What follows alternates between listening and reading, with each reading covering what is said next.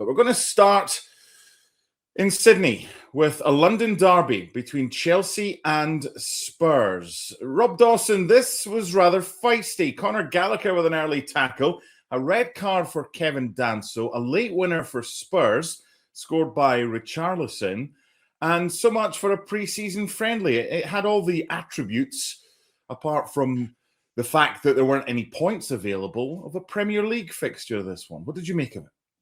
Well, yeah, proper battle of the bridge, except it wasn't at the bridge. I mean, it's funny with these pre-season games because obviously both sets of players will have been told, you know, it's a summer friendly. You're not meant to kind of steam into each other. It's about minutes under the belt and getting connections with your teammates and preparing for the new season. But when you put 22 professional players on a pitch, you know, regardless of the situation, you always get that competitive spirit. And Chelsea Tottenham is competitive when it's in the Premier League, and it's no different when it's a summer friendly. So I'm sure both managers will be happy that there is that little bit of edge among their squads, even in a pre-season friendly as they prepare for the new season. Perhaps a little bit too much, but as long as no one's injured and both sets of players have come through unscathed, I think both managers will be relatively happy.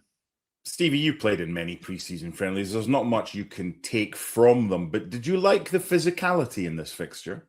Yeah, absolutely, yeah. I mean, you know, it's one thing to be running around and try to get fit, but, you know, when you have to put that extra step in, that extra yard because of the opposition, then it absolutely helps. And the key is nobody got injured on either side. I mean, even the red card it's not a red card for a bad challenge. It's just about a guy who's in pre-season, who isn't quite ready, isn't quite up to speed, who made a bad decision, didn't understand that he's actually a lot slower than he probably will be in 3 weeks' time, and he ended up getting sent off. So, yeah, I think if you can get a competitive game without it going overboard, then every single coach would have that every single time. Rob, let's have a look at the Chelsea lineup to begin with before we have a look at the Spurs lineup. How many, I mean, forget this actual lineup as far as players are concerned, because Sharman Lowe's not going to start in goal.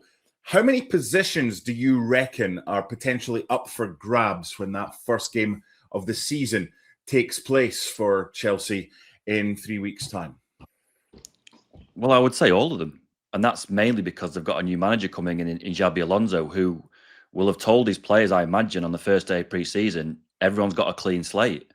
You know, different players will have had different problems with previous managers and felt that maybe the manager didn't fancy them or whatever. Usually when a new manager comes in, he won't have formed his own idea. He'll have ideas about different players, having seen them from afar, but not.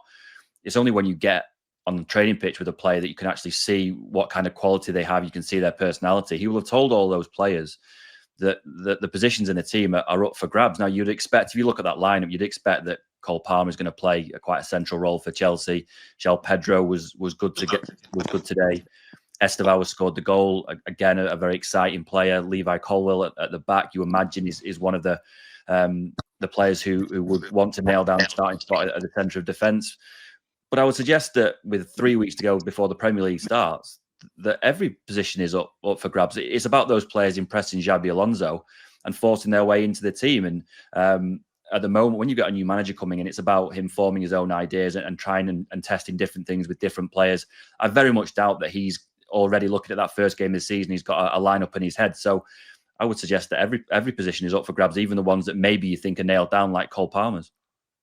Stevie, what about Spurs? Because the lineup they selected had a few names that will be thinking they've got a right chance of starting. Obviously, new signing Tonali in there. I thought Matisse Tell did well. Kinski was excellent in goal. But defensively, they've got plenty left backs. They've bought new centre backs. Right back, yeah, Pedro Porro still obviously on arrest following the World Cup. Where do you think is most set in the mind of their coach as far as who's going to start the season, and where do you think the Serbi's kind of thinking, well, I'm still not sure about that? I think he's probably got a lot of I'm not sure about that than he has, he's in, and he's in. I mean, what Rob's saying basically is absolutely spot on, and I would probably suggest that it's even more of a head scratcher who he's going to go with for Spurs. You know, all the new signings will all think that well, they're bringing me here to play. So they'll, the Van Heckens and I'm sure even Robertson thinks, well, he's brought me here to play. So yeah, I really think right now, particularly with De Zerbi, he's not 100% sure. He knows that defensively last year they let in way too many goals, were way too soft, and so he'll be looking to mix things up. And between now and the next 3 weeks, I think you'll see a lot of different back fours playing for Tottenham.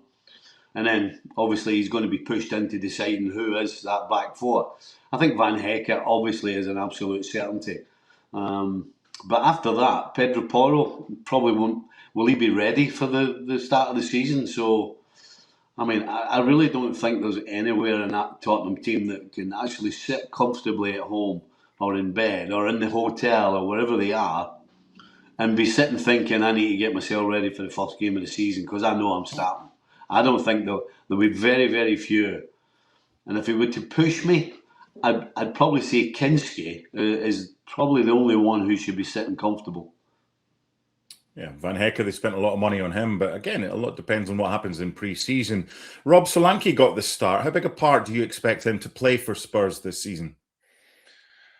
Well, I mean, I would like him to play a big part because they brought him to Spurs for a lot of money. I don't think it's particularly worked out just yet. I think he's had injury problems that maybe disrupted his season last season. He's obviously a very good goal scorer. We saw that at Bournemouth. He's, any player who scores goals in the Premier League is a good player. I think it's the hardest thing to do in the Premier League. And if you've got a track record of scoring goals in the Premier League, it means you're a very, very good player. I'm not sure he's quite shown that at Tottenham yet. He's done it in fits and starts, but not consistently. I think De Zerbi has said during pre-season in his news conferences that they feel like they've sorted out the midfield and parts of the defence, and that the next kind of influx of signings will be in that forward line. I imagine they're looking at a wide player and another centre forward.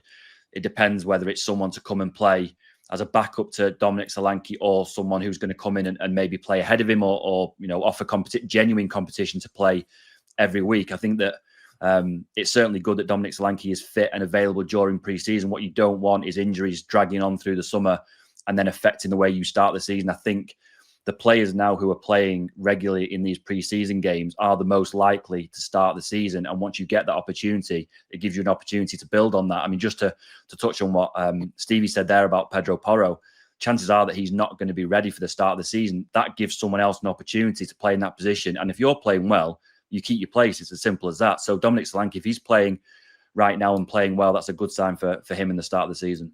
Solanke's an interesting one because, he's had a tough time the last 12, 18 months. I know he's had a lot of injuries, but he really didn't see the field under De Zerbi at the end of the season. And if you're Solanke and you start the season on the bench, he's at a stage of his career where he's going to have to start thinking about, do I need to stay here or do I need to go? Because Solanke's not in a position in his career where he can sit on the bench, basically. So of all the players at Tottenham right now, if there's one who's going to be lying in his bed in the hotel in pre-season thinking of what's going to happen, he has to be the one who's concerned.